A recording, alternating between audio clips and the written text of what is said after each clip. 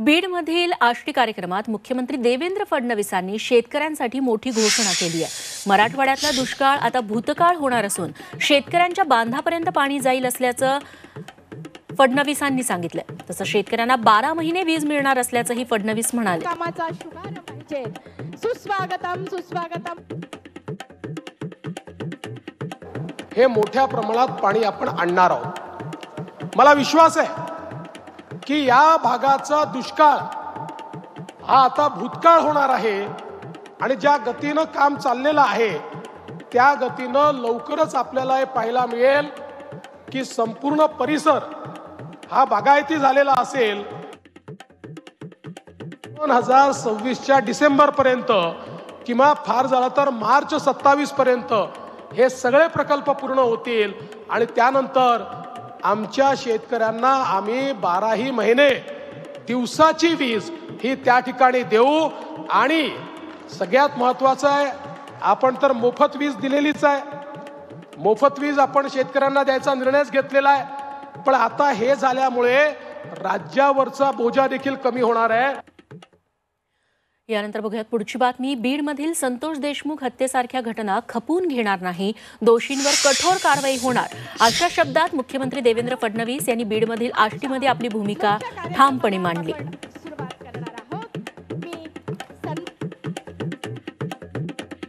अतिशय दुर्दैवी घटना झाली स्वर्गीय संतोष देशमुख यांच्या अतिशय निगृण खुनाची। मी त्यांनाही सांगतो आणि आपल्यालाही सांगतो की अशा घटना कुठल्याही परिस्थितीत खपवून घेतल्या जाणार नाहीत आणि कोणी असो प्रत्येकावर या ठिकाणी कारवाई होईल हा विश्वास मी तुम्हाला देतो। ठराविक राजकारण्यांनी गुन्हेगारी वृत्तीला पाठिंबा दिल्यानं जिल्ह्याची प्रतिमा मलिन झाली होती। परंतु साहेब, आपण संतोष देशमुखच्या प्रकरणात जी कणखर भूमिका घेतली, मला सगळ्या जणांना विनंती आहे, जे मुख्यमंत्र्यांनी संतोष देशमुखाच्या खून प्रकरणात कणखर भूमिका घेतली ती जेवढ्यांना आवडली तेवढ्यांनी दोन्ही हात वर करा। आवडली साहेब, सगळ्यांना आवडली ही जी कणखर भूमिका। आणि तुम्ही जे म्हणले ना मी कुणालाच सोडणार नाही, त्याच्यावरती सगळ्या जनतेचा विश्वास आहे। सरपंच संतोष देशमुख हत्या प्रकरणात विष्णू चाटेचा मोबाईल सापडत नसल्यानं त्याच्या विरोधात गुन्हा दाखल करण्यात आला। मात्र केवळ गुन्हा दाखल करून भागणार नाही, तर त्या मोबाईलमध्ये असलेले पुरावे नष्ट झाल्यास त्याची जबाबदारी पोलीस प्रशासन घेणार का, असा सवाल धनंजय देशमुख यांनी उपस्थित केलाय। अद्याप पोलीस यंत्रणेला सीआयडीला मोबाईल सापडलेला नाही, त्यामुळे या मोबाईलमध्ये नेमकं काय होतं असा प्रश्न कायम असून त्याचा शोध घेण्यासाठी पुन्हा एकदा या सर्व आरोपींची रिमांड घ्यावी अशी मागणी मुख्यमंत्री देवेंद्र फडणवीस यांच्याकडे धनंजय देशमुखांनी केली आहे। हा मोबाईल घेऊन त्यांनी जे सगळे पुरावे नष्ट केलेले असले, तो मोबाईल टाकून दिलेला असला तर याचा फारसा उपयोग आमच्या या प्रकरणामध्ये होणार नाही। त्याचं कारण असं आहे की तुम्ही पुरावा नष्ट केलेला एकच गुन्हा नोंद करू शकतात विष्णू चाटेवर आणि सगळ्या आरोपीवर, पण त्याच्यात असणारे सगळे धागेदोरे, त्याच्यातून कुणाकुणाला फोन गेले, त्याच्यातून कुणाला व्हिडिओ कॉल केला, त्याच्यातून काय काय व्हिडिओ आहेत, सगळे पुरावे त्याच्यात आहेत। तर ते बाकीच्या सगळ्या पुराव्याची जिम्मेदारी पोलीस प्रशासनाने घेतली पाहिजे, डिपार्टमेंटने घेतली पाहिजे अशी विनंती मी मुख्यमंत्री साहेबांना करत आहे। मुंबई हायकोर्टानं वाल्मिक कराड विरोधातील याचिका फेटाळली आहे। वाल्मिकच्या ईडी चौकशीची मागणी मुंबई हायकोर्टात याचिकेतून करण्यात आली होती। केतन तिरोडकर यांनी ही जनहित याचिका मुंबई हायकोर्टात दाखल केली होती। मात्र याचिकाकर्त्यांचा हेतू याचिकेतून स्पष्ट होत नसल्यानं याचिका सुनावणीसाठी योग्य नसल्याचं मत मुख्य न्यायमूर्तींनी नोंदवलं आणि ही याचिका फेटाळली। संतोष देशमुख हत्या प्रकरणाचा तपास हायकोर्टाच्या देखरेखीखाली एसआयटी मार्फत सुरू करण्याचीही याचिकेतून मागणी करण्यात आली होती।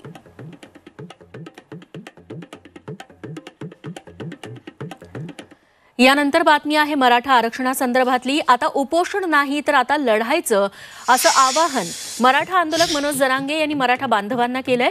सरकारला गोड बोलून समजत नाही, त्यामुळे आता लढायचा असा इशारा जरांगेंनी दिलाय।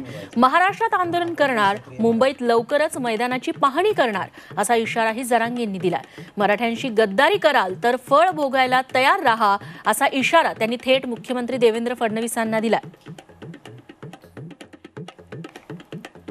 आता लढायचं आहे. कारण मी पण सांगितलं आता उपोषण नाही करायचं, आता लढायचं आहे. त्याच्यामुळे कोणी मरायचं नाही, आता लढून मिळवायचं आहे. कारण आपण पण क्षत्रिय मराठी आहेत. आता आपणही दाखवू की आम्ही लोकशाही मार्गानं पण केलं, हातापाय पडून सुद्धा मागणी केली, कायदेशीरही केली, लोकशाहीची नियमाचं उल्लंघनही केलं नाही, कायद्याचंही केलं नाही. 2.5 वर्ष सातत्यानं आणि सलग आम्ही लढलो.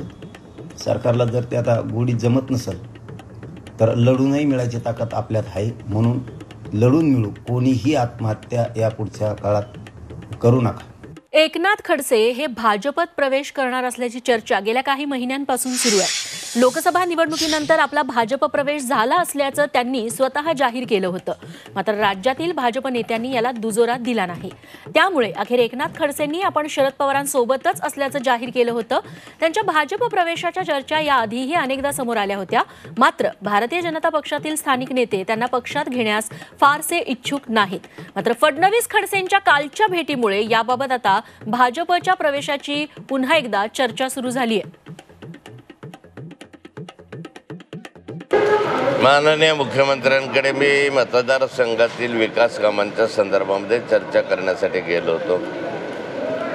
माझ्या मतदारसंघामधले सहकारी तत्वावरचे सूतगिरणी आहे, त्याच्या भागमंडळाचा विषय होता, काही मुक्ताई मंदिराचे विषय आहे, काही इंजिनिअरिंग कॉलेजच्या संदर्भामधले जे अल्पसंख्याकांचं आहे त्याच्यात, अशा अनेक विषयाची चर्चा करून त्यांना मी पत्र दिले आहे. अभिनेते राहुल सोलापूरकर यांनी छत्रपती शिवाजी महाराजांबद्दल केलेल्या वादग्रस्त विधानाचा खासदार उदयनराजे यांनी निषेध केलाय. सोलापूरकर यांच्यावर देशद्रोहाचा गुन्हा दाखल करण्याची मागणी त्यांनी केली आहे. तर महापुरुषांचा अपमान करणाऱ्या अशा प्रवृत्तींना धडा शिकवणं गरजेचं आहे, अशी संतप्त प्रतिक्रिया सुद्धा त्यांनी दिली आहे.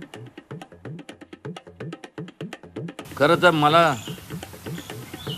जर विचारलं तर असं वाटतं त्याला गोळ्या घालून मारलं पाहिजे.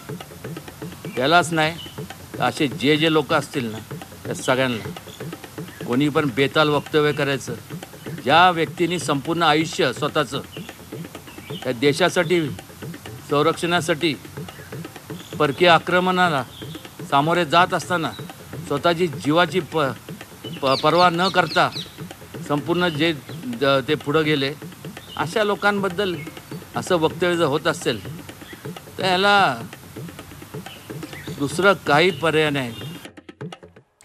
दरम्यान राष्ट्रवादीचे आमदार अमोल मिटकरी सुद्धा राहुल सोलापूरकरांच्या विधानावरती संतप्त झाले. राहुल सोलापूरकर यांच्यावर देशद्रोहाचा गुन्हा दाखल करण्याची मागणी मिटकरींनी केली आहे. कारवाई करण्याच्या मागणीचं पत्र मिटकरींनी थेट राज्यपालांना दिलं. आग्र्याची शिवाजी महाराजांची झालेली जी सुटका आहे ती महाराजांनी स्वतःहून करून जगाने त्याचा हेवा व्यक्त करावा अशा प्रकारची सुटका महाराजांनी करून घेतली होती. यामध्ये त्यांनी वापरलेला लाच शब्द असेल आणि अशा प्रकारे छत्रपती शिवाजी महाराजांची त्यांच्या एकूण व्यक्तिमत्वाची अवहेलना राहुल सोलापूरकर यांनी केली असल्यामुळं त्याच्यावर देशद्रोहाचा गुन्हा दाखल करावा, अन्यथा मी स्वतः विधिमंडळामध्ये यावर कठोर कारवाई व्हावी आणि कठोर शासन व्हावं, कठोर कायदा व्हावा याची मागणी माननीय राज्यपाल महोदयांकडे करणार. त्या बाबतीत मी तसं त्यांना पत्र दिलेलं आहे, त्यांनी ते मान्य पण केलं. यानंतर एक धक्कादायक बातमी आहे तीर्थक्षेत्र देहू गावातून. हरिभक्तपरायण शिरीष महाराज मोरे यांनी आत्महत्या केली आहे. शिरीष महाराज मोरे हे जगद्गुरू संत तुकाराम महाराजांचे 11वे वंशज आहेत. तसंच प्रसिद्ध शिवव्याख्यातेही आहेत. राहत्या घरी गळफास घेऊन त्यांनी जीवन संपवलं. आर्थिक विवंचनेतून हे पाऊल उचलल्याचं सुसाईड नोटमध्ये त्यांनी नमूद केलंय. 20 दिवसांपूर्वी त्यांचा साखरपुडा झालेला होता, तर एप्रिल महिन्यात त्यांचं लग्न होणार होतं. दरम्यान या घटनेनं मोरे कुटुंबियांसह संपूर्ण देहू गावावर दुःखाचा डोंगर कोसळलाय. सकाळी त्याच्या रुटीन किंवा त्याच्या दिनचर्याक्रमाप्रमाणे तो उठला नाही, म्हणून आम्ही दार वाजवलं, फुटवलं, तो उठला नाही. दार उघडल्यानंतर गळफास घेतलेल्या अवस्थेमध्ये तो आम्हाला आढळून आला. त्यामुळे ही घटना पूर्णतः आकस्मिक आहे. त्यानंतर आता पुढील तपास पोलीस यंत्रणा करतील, त्यानंतर जे काय असेल ते निष्पन्न होईल. परंतु कोणी या घटनेचा विपर्यास करू नये. घडलेली घटना ही आकस्मिकच आहे. परिस्थिती पाहिली, महाराजची बॉडी आम्ही उतरून पण खाली केलेली आहे आणि पोस्टमॉर्टम वायसीएम हॉस्पिटल आम्ही रवाना केले. आम्ही अधिक तपास केला चौकशी केली, प्रथमदर्शी असं दिसतंय त्यांनी आर्थिक विवेचनेतून आत्महत्या केल्याचे समोर येत आहे. त्या संदर्भात आम्ही अधिक तपास करत आहोत.